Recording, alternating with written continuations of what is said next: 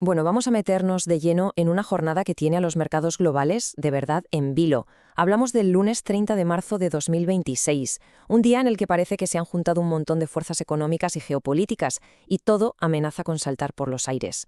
A ver, para que nos hagamos una idea, pensemos en esto como una especie de tormenta perfecta. Por un lado, venimos de la resaca de una semana con caídas bastante fuertes en las bolsas. Por otro, tenemos el impacto de un conflicto internacional que está en boca de todos. Y ya, para rematar, la enorme pero enorme expectación ante lo que puedan decir o hacer los bancos centrales. Y esa es la pregunta del millón, ¿verdad? ¿Por qué tanto jaleo con este día? Pues la respuesta, claro, no es sencilla, tiene sus matices. Así que vamos a ir desgranando las piezas de este puzzle para entender bien qué es lo que está en juego y por qué este día podría marcar el rumbo de las próximas semanas o incluso meses. Lo primero es lo primero, el contexto. Y es que la semana no empieza de cero, ni mucho menos en calma. Al contrario, hereda un nerviosismo global que ya viene de bastante atrás. Es que la ansiedad es total, es global. Miremos donde miremos, Europa, Asia, Estados Unidos. El cierre de la semana pasada fue en rojo. El Nasdaq tecnológico, por ejemplo, se llevó un buen palo. Pero ojo, que el dato clave aquí no son solo las caídas, sino que es un sentimiento generalizado. Hay lo que se llama aversión al riesgo en todas partes. Nadie quiere líos. Vale, pero ¿de dónde viene todo este miedo? Pues el principal catalizador, la chispa que ha encendido todo, es un conflicto en Oriente Medio. Y sus réplicas ya se están notando, y vaya si se notan, en la economía real. El primer impacto, y el más directo, es este: el precio del petróleo. El barril de Brent está rozando los $112, después de haber subido más de un 30% en solo unos meses. Y esto no es solo una cifra en una pantalla, ¿eh? Esto es literalmente echarle gasolina al fuego de la inflación, porque encarece todo: el transporte, la producción, todo. Y claro, esa subida de precios pues se nota en el bolsillo y por supuesto en el ánimo de la gente. La confianza del consumidor en Estados Unidos, sin ir más lejos, está en mínimos de 3 meses.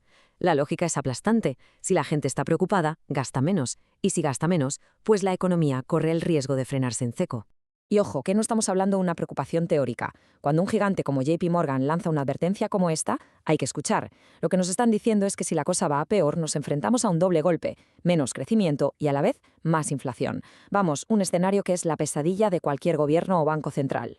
En medio de toda esta tensión, los mercados tienen la vista puesta hoy en dos citas clave. Dos momentos que podrían o bien echar más leña al fuego o, quién sabe, traer un poco de calma. La agenda del día es crucial, de verdad. Primero, a mediodía, hora central europea, vamos a conocer el dato de inflación de Alemania. Ya saben, el termómetro de la mayor economía de la eurozona. Y unas horas después, a las 3:30, todas las miradas, todos los oídos del planeta financiero estarán puestos en Jerome Powell, el presidente de la Fed.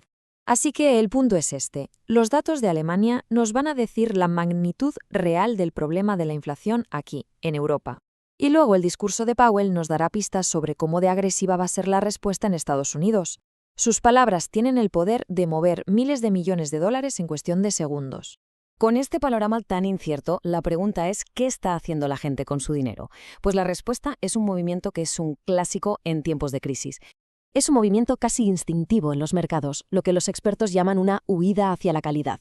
Los inversores venden los activos que se consideran de más riesgo, como las acciones, y corren a comprar lo que se conoce como activo refugio. Hablamos del dólar, del oro, que actúan como un paraguas en medio de una tormenta financiera. Ahora bien, en un entorno tan volátil, tan caótico, ¿cómo intentan los profesionales anticipar los movimientos del mercado? ¿Se puede? Bueno, aquí es donde entra en juego el famoso análisis técnico. Venga, vamos a desmitificar dos conceptos que suenan muy técnicos, pero que son más sencillos de lo que parecen. Imaginen que el precio de un activo, de una acción por ejemplo, se mueve dentro de una habitación. El soporte es el suelo, ese nivel donde el precio tiende a frenar su caída y a rebotar hacia arriba.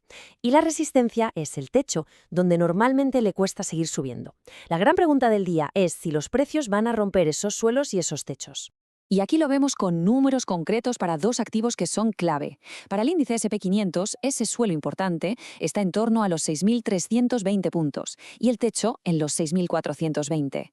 Y para el oro, la batalla se está librando entre los 1.950 y los 2.010 dólares la onza. Créanme, estos son los números que miles y miles de operadores están vigilando ahora mismo con lupa. Entonces, ¿cómo se traduce todo esto en una estrategia? A ver, simplificándolo mucho, ¿eh? El manual de un operador seguiría más o menos estos pasos. Primero, esperar a que abra el mercado. Segundo, vigilar si el precio rompe uno de esos niveles clave, uno de esos suelos o techos. Si lo hace, ¡pam!, se ejecuta la operación, sea de compra o de venta. Y cuarto, y esto es fundamental, se establecen salvavidas, límites para controlar las pérdidas o para asegurar los beneficios. Y así llegamos al final, con la gran pregunta en el aire, porque hoy, ahora mismo, los mercados son un auténtico campo de batalla entre dos fuerzas gigantescas. Por un lado, el miedo a una escalada geopolítica que dispare la inflación, y por otro, la esperanza de que los bancos centrales puedan controlar la situación sin cargarse en la economía. La fuerza que gane hoy no solo definirá la jornada, sino muy posiblemente el rumbo de los próximos meses, nada más y nada menos.